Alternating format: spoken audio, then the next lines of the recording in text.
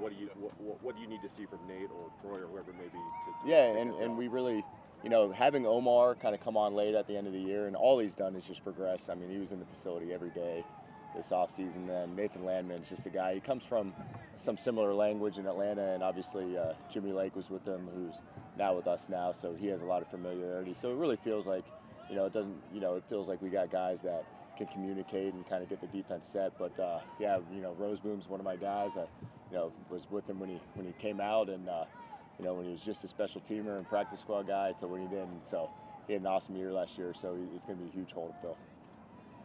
Chris, how do you explain the balance that you got a lot of continuity, a lot of different guys, build for it, you're sure. How do you describe the balance of same but new?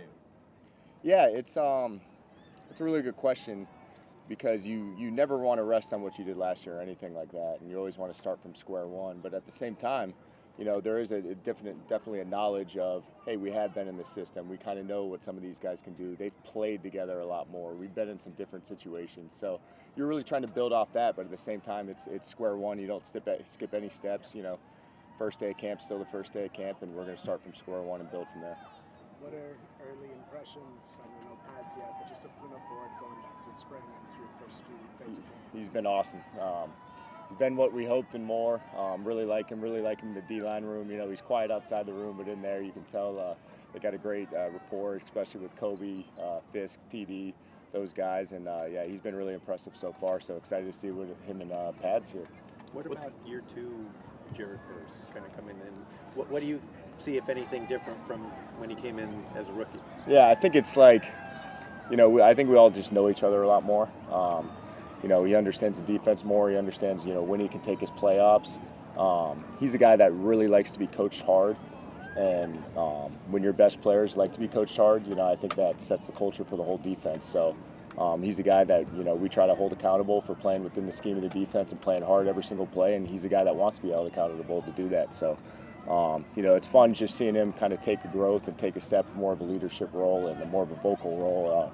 Mike Hoyt was, kind of the voice in that room last year. So him and BY have kind of combined to kind of take those roles because they've played so much football. Does it surprise you at all that his reaction to the workout with Aaron Donald to say, I need to make my workouts harder now? No, not at all. I mean, have you seen Aaron Donald? So no, not at all. What stands out about the autonomy that Sean gives you and Mike and Chase, just in terms of having that continuity and familiarity at each of those positions on the coaching staff season over season? Yeah, I mean, it's cool to kind of, take the whole off season, and I always think you don't coach in the NFL, you live in the NFL. So like I could be at Sean's house, we could be at work talking about our families, or I could be at Sean's house, we could be talking about defensive scheme. You just never know what's going on. So we've really had a lot of time this off season to kind of clean up a lot of the stuff from last year, clean up some of the language, and he's just an awesome resource. He knows our defense as good as anybody, and he's an awesome resource, whether to have suggestions or kind of bounce stuff off him or language or different things like that, or hey, this is what the offense is seeing, this is what may hurt offenses. So it's just been nonstop communication. It's been fun. I guess what I mean is just what does that trust allow you to do in terms of it allows me to be myself. And we had a big talk. We were struggling going into the bye last year, and it was like, just be yourself. What'd you do at John Carroll? When I was D coordinator my first year at John Carroll, like what exactly would you do? And that kind of resonated with me, and and I know he's got my back. He's always believed in me, and that's a big feeling when you feel safety like that as a coach. When you're not out walking on eggshells, if you make a call or do this defense or you make a mistake, allows you to be a lot freer. And we want our players to play like that too. Byron said he could tell that he felt like you had a better grip on just like what ops are available for which pieces of the defense. Like, how did that familiarity with your personnel influence like the way you approach this offseason? Yeah, everything's about the players. So, we're going to build a foundational scheme that, can evolve and adapt to the teams that we're playing, but it's always going to be based around what our guys can do. So I think we know in the back of our head certain things that our guys can do best, and, we're going to try and put them in those guys' positions. And what's really fun is, now him, BY and Verse and those guys kind of understand what we're trying to accomplish, and they can come up with suggestions. So it's just like we're working with each other all the time to put them in the best spots. What role does Quinton Lake play in the Couple success more? of your defense?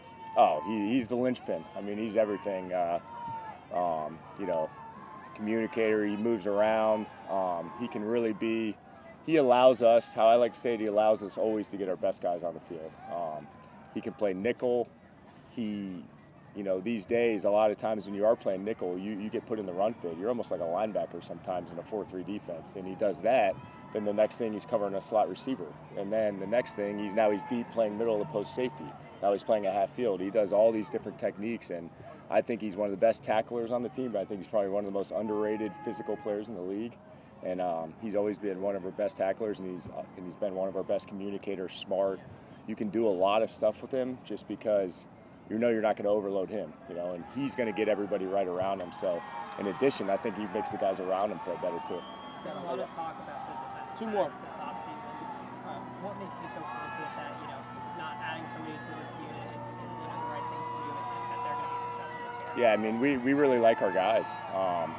You know, we thought we had, you know, with as far as D-Will and getting Akello back, and, you know, Jacoby had an awesome game in playoffs versus Minnesota, and I think you saw what D-Will and Akello did. And then as far as, you know, bringing in Emmanuel Forbes, he's been excellent. And there's a lot of depth in that room. There's other guys there that maybe didn't get as much playing time that are kind of lingering in the background that have done an awesome job as well. So, you know, we're pretty excited about them. We're really excited about them, I should say. And, you know, we really like what they bring to our defense. What does having Devontae on the other side do for you guys as a defense? Yeah, he's scary. You know, it's nice right now when it, you know, right now you're not really kicking yourself as a coach. You know, when he's isolated on a, you know, on a third down or a critical down. You know, in training camp rules. But yeah, when the lights come on, it's scary. He's definitely something you got to be aware of where he's at every single play. Coach Last Shula, one. Obviously, you've had 8 seasons with the Rams. You've had Aaron Donald for so many seasons now. Jared versus entering his 2nd season. I know versus his own, I would say player, but what is the biggest resemblance that you see in versus that kind of resembles Donald? They work hard and love to be coached hard, and they love football. It's really easy, and guys that do that, and Aaron Donald was like that. He was the hardest worker on the team. He led the defense. He held guys accountable for playing hard, and you know, Verse is obviously taking steps in that direction, and that's exactly where he's at. Awesome. Thanks, guys. Thanks, All right, Coach. appreciate it, guys. How's your summer? Good, real good. Yeah. Here we are.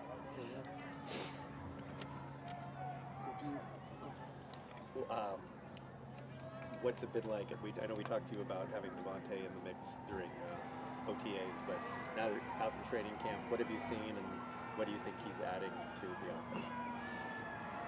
Obviously, his numbers in his career are speaking for itself. You know, he's in such great shape physically. He's in such great shape mentally. You know, he's just having fun being out here. And it's training camp. We haven't put the pads on or anything like that, so it still has resemblance of OTAs, obviously. But you know, when you get just even a little bit closer, you get through the summer, you can see the guys just.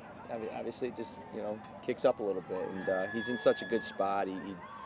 It's like he's been here the whole time, you know. So it's great to have him. What are the early impressions of DJ Humphries? Another pro, right? I mean, he's played a lot of good football. I've unfortunately, but fortunately, you know, have been against him quite a bit in this division, you know, for what feels like, I guess, 7 years now, 6 years. So a lot of respect for him as a player. Never knew him as a person until we, you know, got him. And really, we got him so late that in the summer, you didn't know, you know, I didn't know who he was. And then just these last few days, really getting to know him. And he's a professional. It's awesome to have him. You have such a deep tight end room now. I was curious what your reaction and thoughts of Terrence Ferguson first few days. Yeah, just you know, off of what he was doing in OTAs, it's just not too big for him. You know, he just has that look in his eye, and real smart kid schematically. I mean, he picked it up no problem in the spring, and then just kind of the review as we've done these last few days, really picked up right where he left off in terms of schematics. And then it's just going to be, you know, every single day just building and stacking, you know, and getting used to the speed of this game. And it'll be great to get the pads on for all these rookies, for all the guys, but the rookies, you know, having those pads on and playing ball for a month, playing in the preseason, stuff like that, leading up to September. But really impressed with them. Do you guys look at it for some of the rookies like that go from a long college season, combine, draft, everything?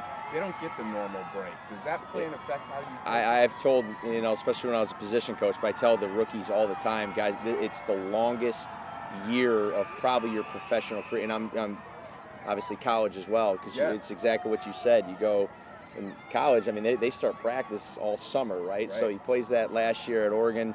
Obviously, they go to the college football playoff, and then when they're done, he has to get ready to train, to get ready for the combine, for his pro day, for whatever visits. Then you get drafted. Then you come, you got a whole new playbook, and you got a few weeks off, but you take a few weeks off, now you're going to be behind physically. So it's just like you tell those guys, yeah, you think you have 5-6 weeks off before training camp. You can't stop. Wait until next February. I promise it'll pay off, where you can finally take a deep breath. But that's just the life of a rookie. I mean, it is what it is, and I think all of them would take that. Yeah. What stands out about the amount of trust and autonomy and responsibility that Sean gives you and Chris and Chase, and how does that help you be a better coach? Yeah, I mean, really appreciate how much trust he has in all of us, and it's not just us coordinators. It's all all of us, the staff, and really the players in the organization. There's a reason this place has been what it's been for 9 years now. It starts with his leadership and ownership and Les and Tony and Demoff and all that. It's such a collaborative group, and feel very fortunate that he has that trust in us. But again, it starts with his leadership, and it's been great. How much of a luxury is it just for you guys with Stafford out to have someone of Jimmy's experience to be able to kind of step in? Yeah, the show goes on when we're out here, right? I mean, he's a proven very, very good quarterback in this league. Obviously, I have a huge history with him. I've always loved Jimmy as a person. I've always loved his game and respected his game. Obviously now going into year 2, he knows this locker room, and the guys don't blink when he's out there because he has command of that huddle. And and the coolest part, and I've been on record saying this, he's got Matthews back at a level that is so awesome. So he wants Matthew to be out here in the worst way, just like we all do. But until then, he's just going to go do what Jimmy does. Sean has said that he wants a more versatile offense this year. What's been your role in kind of implementing it and teaching that?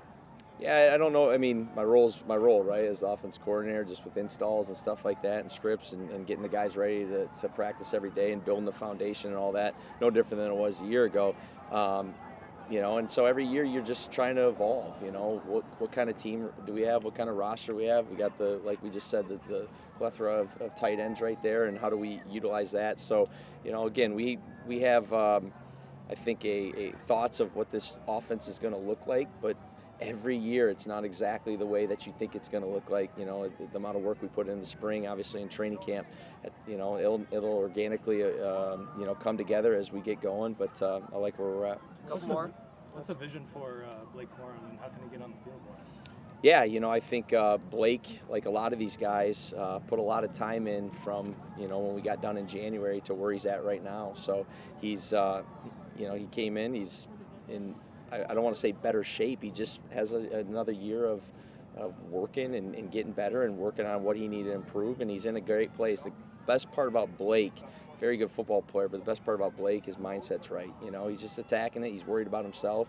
Again, for backs, wait till you put the pads on and you get tackled and stuff like that. That's when you really see it. But again, love where Blake's at. What's unique about the skill set that Xavier Smith brings to the receiver?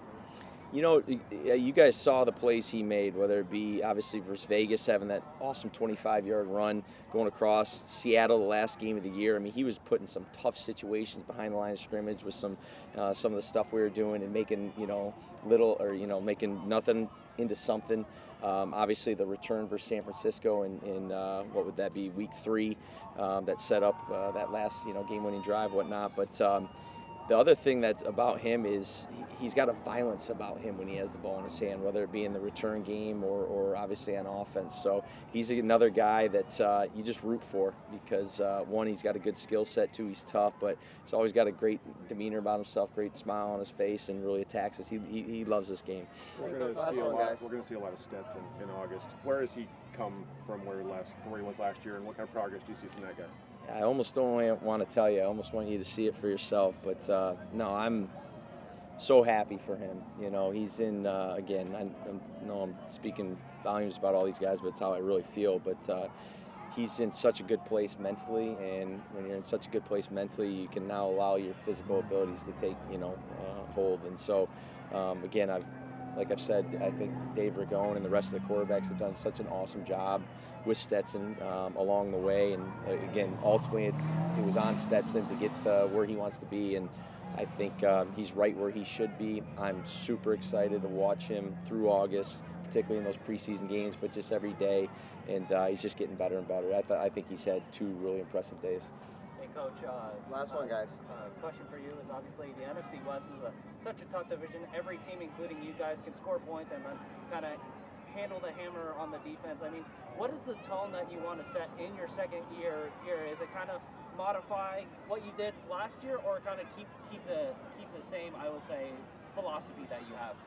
Yeah, the tone is just to keep stacking days and building on our foundation. Like, to answer your question, NFC West is tough, but it's not really our concern right now. We're concerned about us. We open with Houston, really not even concerned about them right now, right? We're worried about ourselves, stacking days, being as good as we can be, competing against each other. We have a hard enough time going against our defense right now, right? And blocking those guys, so which is fun. It's great competition out there through 2 days. Again, we'll get through tomorrow. It'll be a great day. We'll get back. We'll finally be able to put on the pads, and we'll see how good we can get leading up into September. And that's really our only focus. And everything else is just, we'll take it week to week and go from there. All right, guys. Thank you. Thanks, guys. Early impressions of Britton Covey and Xavier Smith. Yeah. I think, first and foremost, I think you feel really confident with both of them. Obviously, they both have experience in games and have put a lot of good stuff on tape, and so it's going to be a great competition. With the slightly updated kickoff rules, do you still feel like you're kind of experimenting with how those things look compared to like this time last year? Well, a little less, because I think you have a little bit more data to go off of, and then there's some with the kick and some with like in your coverage about maybe running some different things and getting the ball on the ground in different ways, or maybe some gap schemes in the return game, which we experimented with last year. And but yeah, I think you have a better grip upon it. Just the one thing will be, obviously there's going to be more kicks covered. I think we thought that last year, didn't quite come to fruition, but with the new touchback, I think that's going to be more prevalent. Safety was kind of a big focus for that rule change. Have you seen that come through in your opinion? Yeah, I mean, all the data that we got from the safety commission was positive, so I think took a lot of long speed yardage off of guys, high speed collisions, things of that nature, and it showed up. It doesn't look like there are a ton of roster spots on this team overall in terms of really up for grabs. How does that affect your job as a special teams coordinator when you know a lot of the guys who are going to be on the team? Is that good or is it bad? I think there's still, you can say that every year, and there's always things that happen. There's injuries that occur during training camp you don't ever want, preseason games, things like that.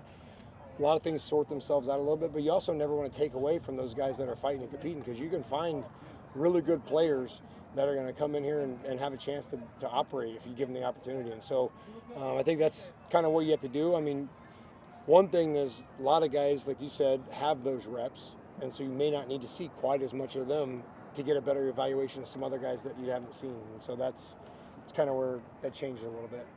What strides have you seen from Josh Carty in his first NFL offseason? Say that one more side. What strides have you seen from Josh Carty in his first NFL offseason? I think the comfortability just of having the reps, being in those moments, having the same snapper and the holder, the confidence that's built in the offseason together, training camp together, going through it, and having those, knowing that he has the confidence and the complete trust of all his teammates too. I think that always helps. Going back to punt returner with Xavier and Britt, what did you see out of that position last year? What was your evaluation of it that led you to believe that competition was something that would benefit that spot? I think we're always trying to strive for competition. I don't know that was any one thing or anything like that. I thought Xavier did a really good job. Obviously, had a lot of value in a lot of different roles too, with being kick returner, gunner, punt returner, playing on kickoff, making tackles. So I think there's some versatility and things that he showed outside of just the return position. When you look at the career that Cubby's had, and I've studied him for a long time, he's one of the guys that I had highly rated coming out of college and free agency and different things. So I think just in general, you want to make your football team better, and so sharpening iron is the best way to do it. And I guess beyond that, just what stands out about the trust that Sean puts in you and Mike and Chris in terms of responsibility and just Yeah. ability to do your jobs. Yeah, I think it's shown daily. He talks about modeling the way, and he does that really well with us and being experts in our own position groups and what we're doing and what was expected of us and handling situations and running things in an efficient, effective manner. And when that means me and Coach Kotwika are together or we break up in certain groups, and then I can deviate and put some onus on him to get certain things coached up. Having a guy like him that has a lot of experience coaching in this league at a high level and being a coordinator is huge. And so you can develop a lot of trust there and kind of divvy up the work a little bit. Good? All right, thank y'all. Thank you. Yep, thank you.